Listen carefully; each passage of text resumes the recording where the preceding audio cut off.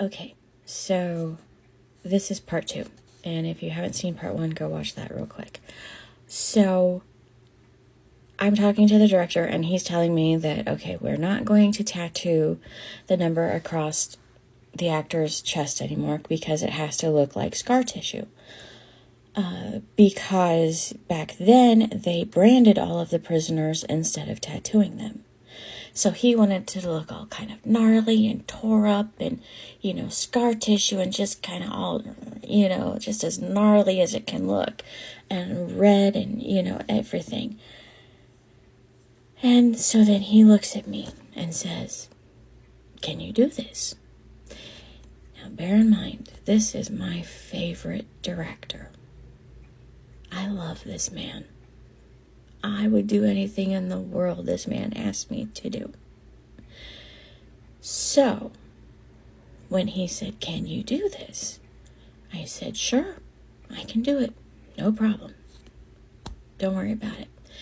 And he looked at me and he said, "I'm not worried." He said, "Because you are here and because you are the one doing the makeup." He said, "This is one area of this production I know I don't have to worry about because I know you. And I know you got this."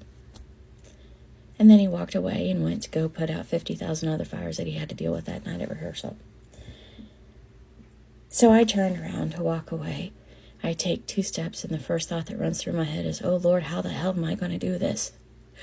I had no idea what to do. I had no clue. I've never made scar tissue in my life. I didn't even know where to begin. I didn't even know what materials I needed. So I went home that night in absolute cold sweat panic.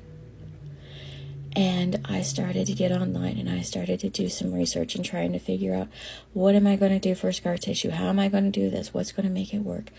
Long story short, nothing worked. Nothing. Not one thing I bought, not one thing I tried, not one thing I had. Absolutely nothing worked. Now, we are getting down to the wire. We're like 2-3 days away from opening night at this point. So I had to go to the costume shop, and I had to tell the ladies in the costume shop that I failed. And that was the hardest thing I've ever had to do. Because up until this point, for the last 2 years, anything they asked me to do, I delivered. And this was one time I couldn't deliver. So now, tune in for part 3 and see how it ends.